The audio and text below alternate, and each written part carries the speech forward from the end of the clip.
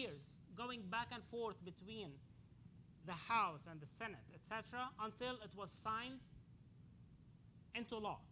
This Data Act, what it requires is all government entities who are reporting their spendings data to be reported in standardized formats and using a machine readable format. Now,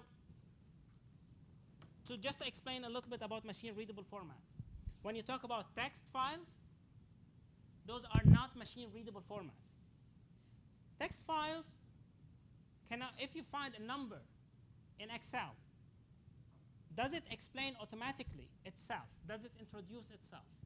Does it say that, okay, so you found a number that says 2,000. Is it the year 2000?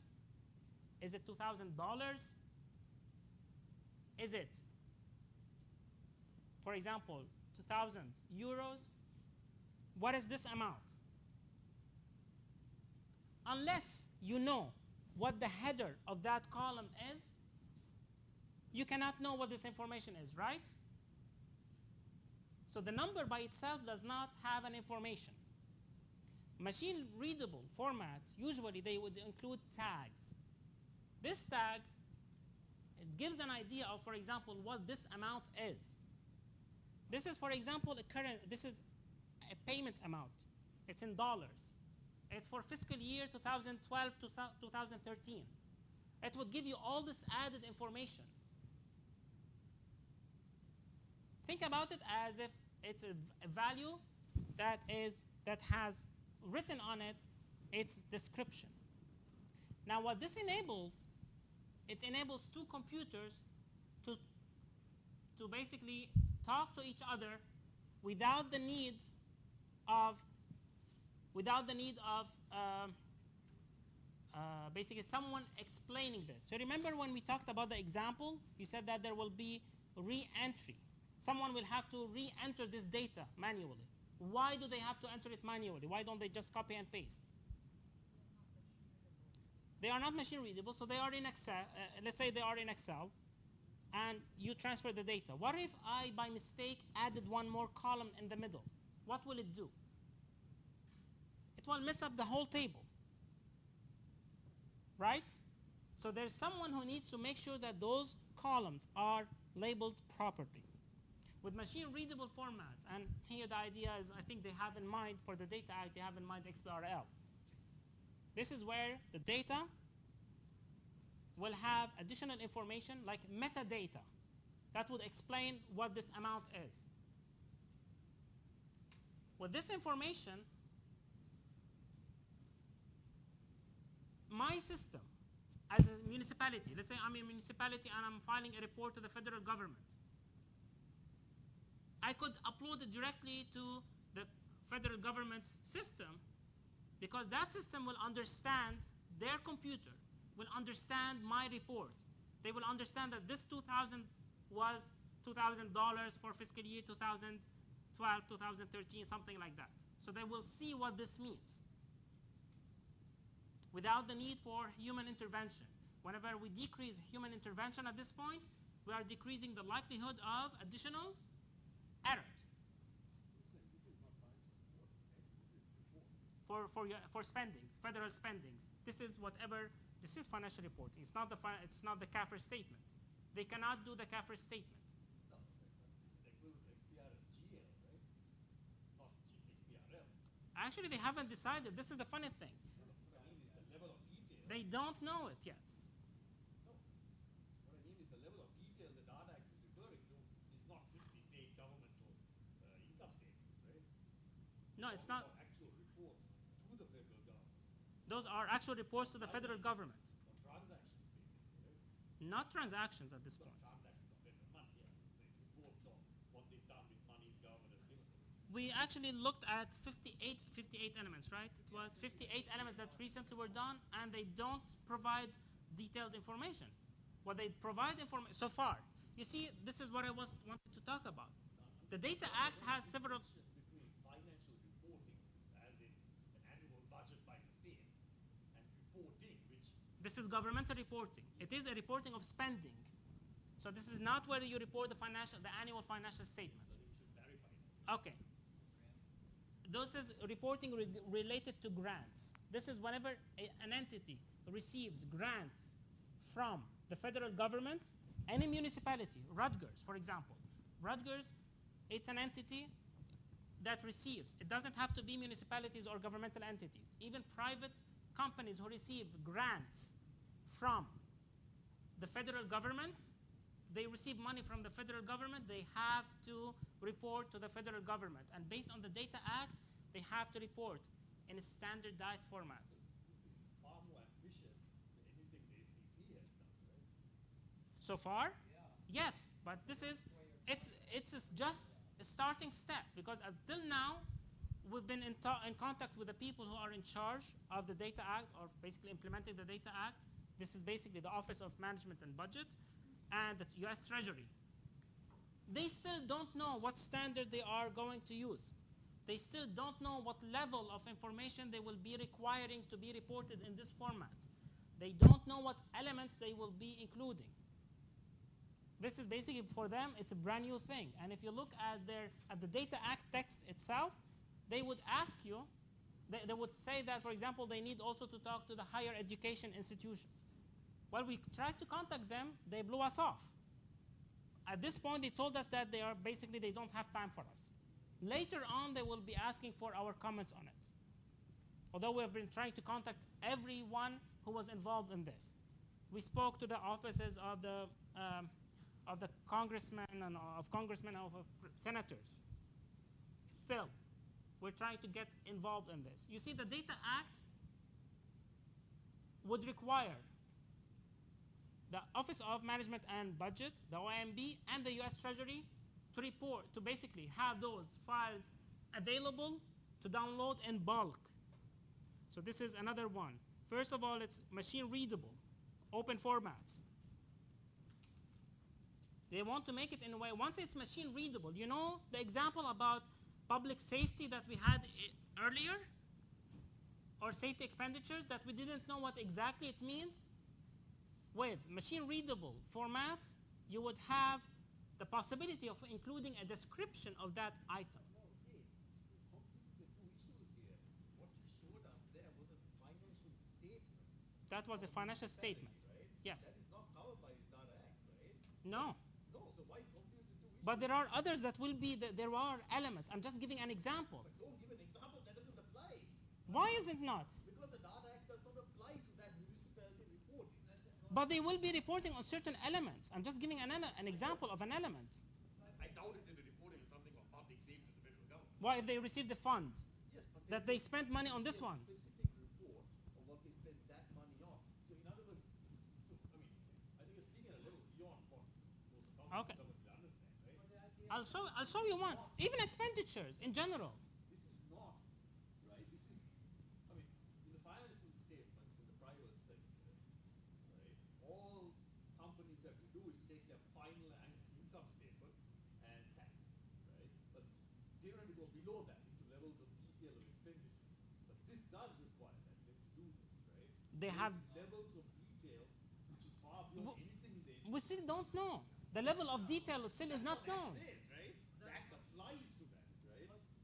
Point is that if an entity has, if they end up doing, let's say XBRL, they have to report in this pilot program, and let's say the pilot program works, and they decide to mandate that all single audit act filers have to file their XBRL in the format of the Data Act. So that means that these entities either are going to have two different types of reports they're going to do, or they're going to eventually transfer everything over to XBRL, right? Eventually, they will have to do that for those ones. Our argument is that simply that if we do have to file, let's say this university has to file single audit act in XBRL format to the government for their grants they receive. Do you think they're going to do two different formats to report? But this is not required. It doesn't cover revenue, right? Now, let me explain what Denise is saying here. And this is what one of the research projects that we're working on to see. Okay, so this is the Data Act is covering certain elements. Can you reuse those elements? Because at that point, as a preparer, if you already have took or have made the effort to provide this report in XBRL, can you use the same thing? You have the data in that format. Can you use it to generate a different report? Perhaps, but it's a long way from reporting. But this is not required. Reporting to the financial government. It took several years. On a specific draft, right? Right. So the government gets a draft. A faculty member here gets a draft from NSF. Yes. Now, under the Data Act, they have to report back to the government what that money was spent on. Right. Yes. There's a long way going from reporting on a specific draft to saying here is the income statement for Rutgers University. Oh, this cannot be mandated. That's the thing. It cannot be mandated. And the Data Act, they know that this is basically a start in a step in the right direction. They're not saying that at this point. They're not saying that, okay, so financial statements, the CAFR statements will have to be reported in XBRL. They know that this, if they went with that one, they would have never gone anywhere. So what they did, the federal government can require standardized reporting for basically for federal spendings, for spending of federal grants. This is what they did. First of all, they have to implement within 1 year, which is like by May 2015, they have to decide on the standard and the elements and the level of basically reporting. And then after that, they will conduct a 2-year pilot program. After the 2 years of pilot program, then they will reevaluate the results of that pilot program to see whether actually it did benefit, it did lower the cost, it was cost beneficial, etc. After that, it will become yes. The pilot program is only to the single audit filer. It, The rest of the federal government is going to be. they will be reporting more, but this is kind of, they have to start somewhere. This is this is the basic idea. They haven't specified what data No. be available. And we seem to kind of be always pushing the XBRL standard. Sorry, Professor Novia.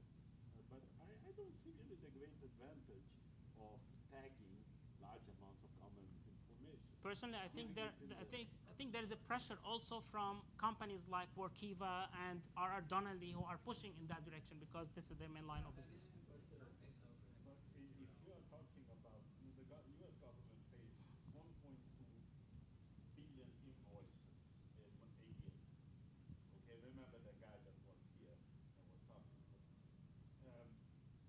Why add tagging to this thing if you have it in a fixed format, like a flat files and etc.?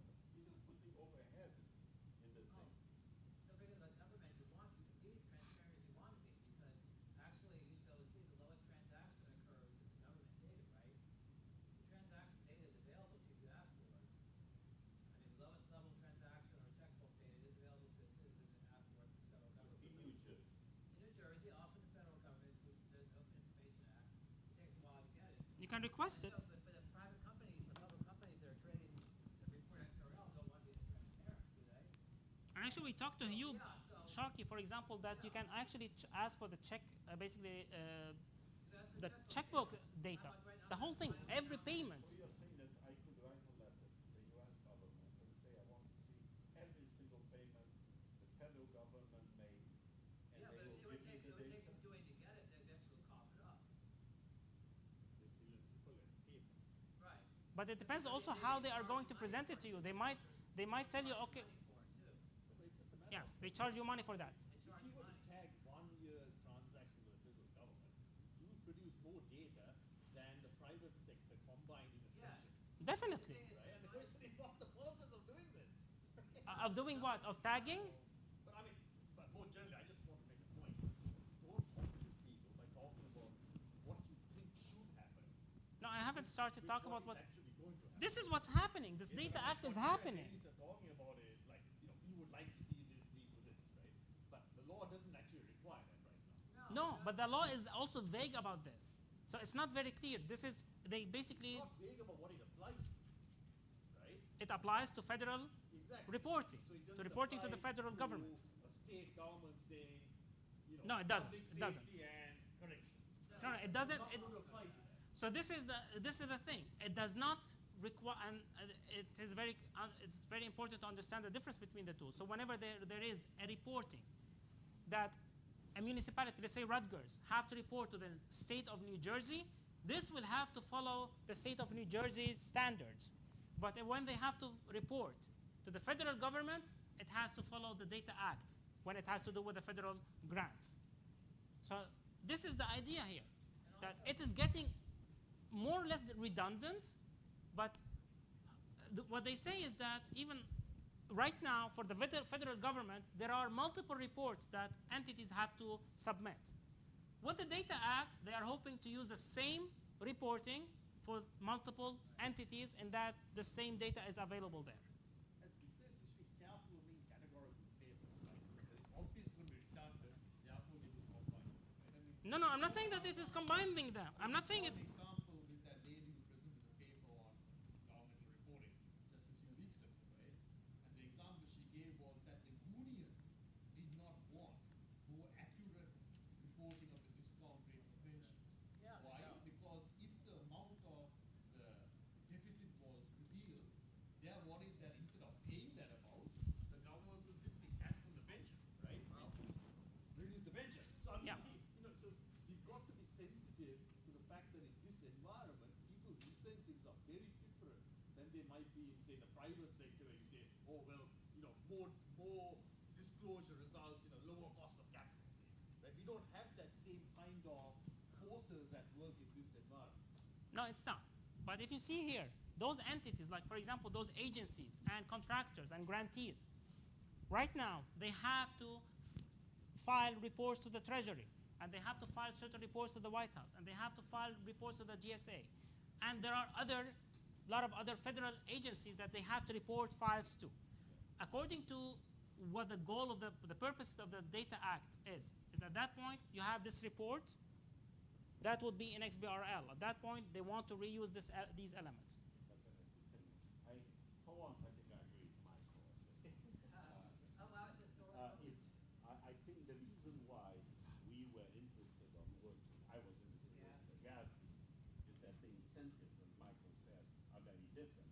So I thought the resistance to provide, what we want is totally unbundled information.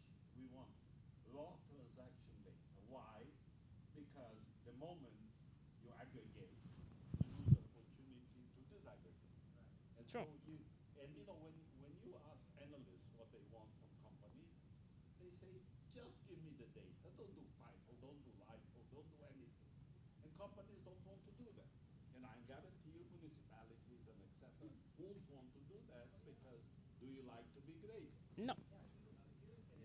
And what I'm afraid is that they are going to use XBRL at a corporate level. It's going to create a taxonomy for papers, and we are not going to get the data that we really would like to get. And remember, that's why we wanted to do the Actually, yes. I actually have your slide here, your favorite slide.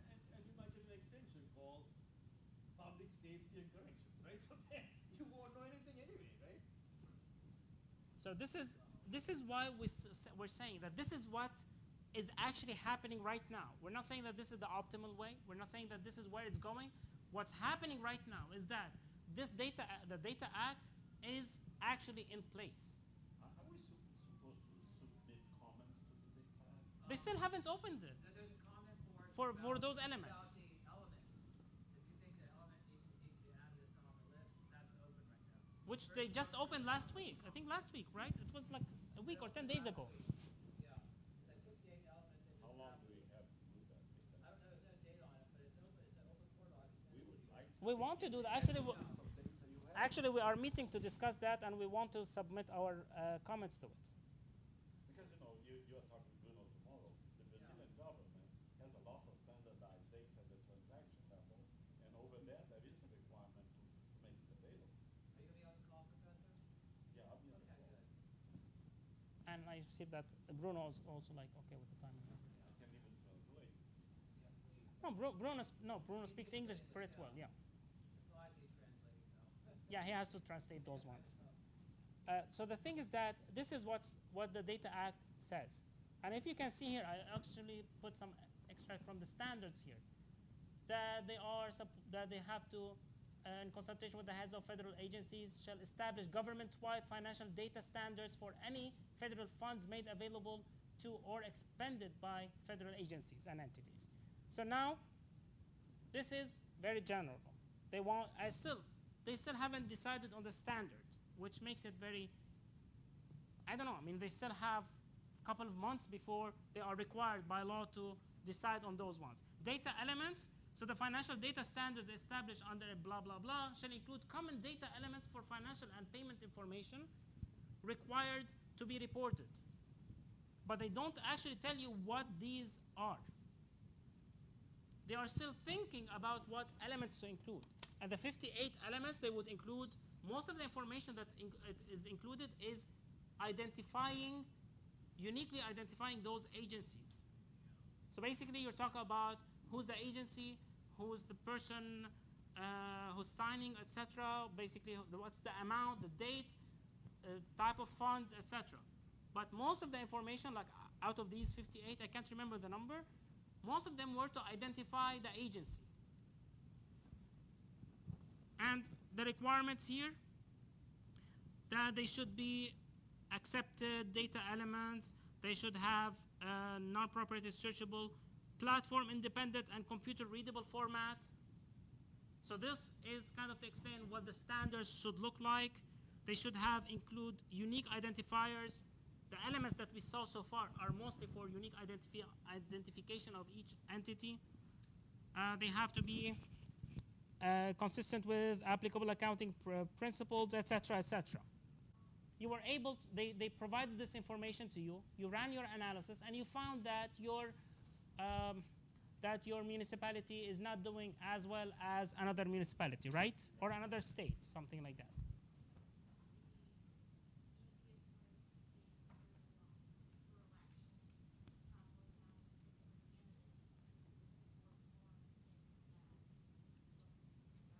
So one way is that when there is re-elections, next time you don't elect that person. You elect someone else. You give your vote to someone else. If you can prove that there was fraud at that point you can actually sue them, right?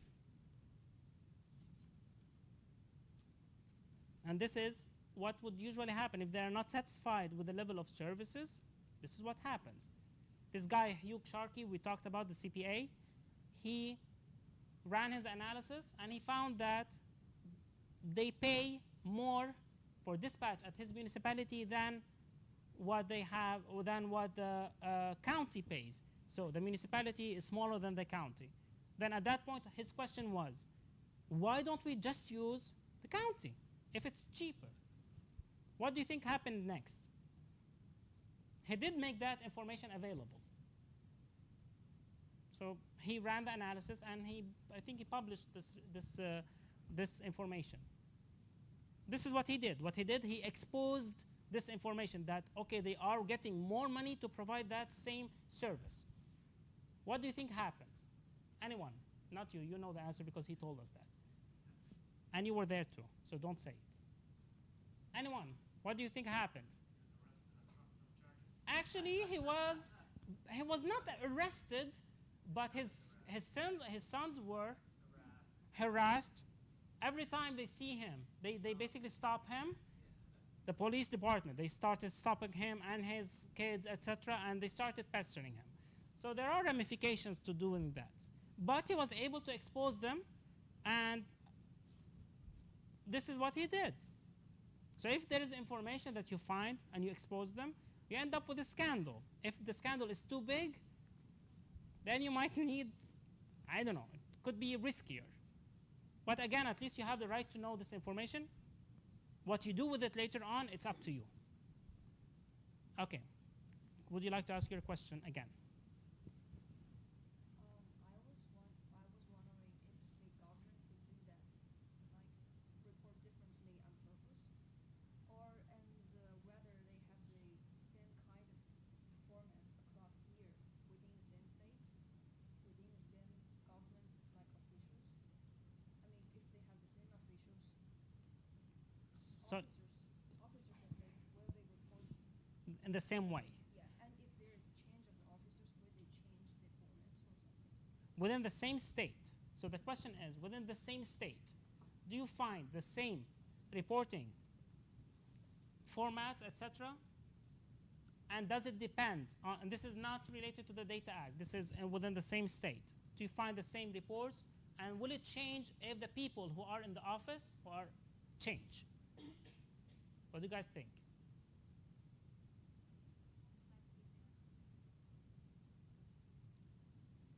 Not necessarily. They change sometimes. It changes also with the political party, and I think Michael mentioned that earlier. What happens when the other political party, so this is part of the people who are interested. Like, for example, Governor Chris Christie.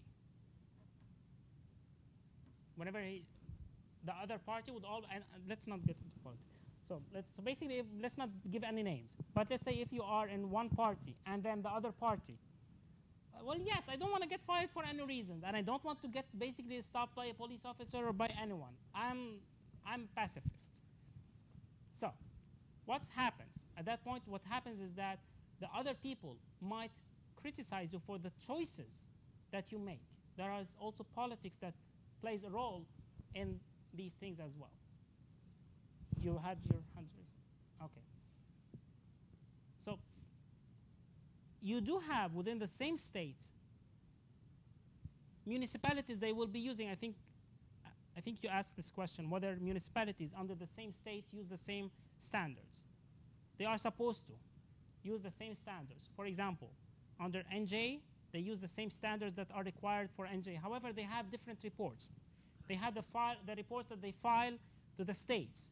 They have the reports that they file to the federal government. So like we said that NJ, they don't follow GAP, right? New Jersey, the state of New Jersey does not follow GAP. But you have certain school districts and certain municipalities who follow GAP when they file reports to other entities. There are several reports. And this is what makes it different from the private, one of the things that makes it different from the private sector.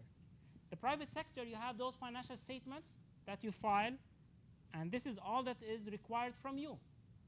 As a company, you are required to make these disclosures, these financial statements available, but you are secretive about everything else. When we started working with the GASB, we were under the impression, in a way, maybe a naive impression, that because this data is supposed to be publicly available, and that is by law. You have the right to request any information, even the transactional level. Companies will never give you transactional level data, right? I mean, we're not talking about the car lab research here. We're talking about if you are an investor or a potential investor or a creditor. You cannot, or the company will never give you transactional level information. They will give you the high aggregate level of data, right? The financial statements. But with government reporting, as a citizen, you have the right to send them a request, and then they call it Oprah. And that's not Oprah Winfrey, or so, just to make it clear. So basically, you send those reports, you send those requests for data. They are required by law to give you this information. But this is where we did not expect. Basically, we thought that because it's supposedly available, or it is expected to be made available to whoever requests that information, that they would be more willing to make it more transparent. But that's not the case. There are other stakeholders here that are not as shareholders. Those are different people who play a role in the types of reporting, like politicians who are from the other party who is not in office. They don't want to do it in the same way. You have the preparers of the reports. They might want to do it in a way that it would hide. Every state, basically, they choose. Why doesn't NJ, for example, follow GAP? Why? What do you think? Probably because following GAP would show their numbers as worse. Now this is part of it. I think it's slightly similar to to the choices, the accounting choices that managers do with private sector. Why does the management, for example, choose LIFO over FIFO? Or the other way around? They want to show why.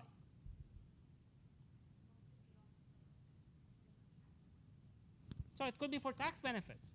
It could be to show that they are doing better. It could be basically whether if they want to increase their, to show that they have a higher income, that they are doing better, or to have a lower income so that they would pay less taxes. Right? So all these accounting choices, they are made. Which one is more correct? Can you say which one is more correct? You can't really say that this one is more correct than the other one. It's simply a different choice that they made. Now, governmental reporting also has some of this. The states, they can choose whichever suits them best. And this is what they do. Okay? Now, we talked about that. We talked about the federal government. Now, the federal government also, they are choosing what suits them best. At this point, they found that a standardized format file to report spendings is what suits them best, and those are basically what the format should be. They still haven't decided on the elements, what elements they want. But this is what's being done. So far we have talked about what is the current state, what is governmental reporting, how different it is from private sector reporting. The other thing that we're talking about here is what's being done right now. This is the Data Act. This is the newest law, basically, related to open data. There are several initiatives. If you look around, you go to different websites. I think even Newark had one, something like that, where they are trying to, or at least they are claiming that they are trying to become more transparent. And by more transparent is to provide access to lower level data and in a way that is easily usable rather than PDFs. Okay? Any questions so far?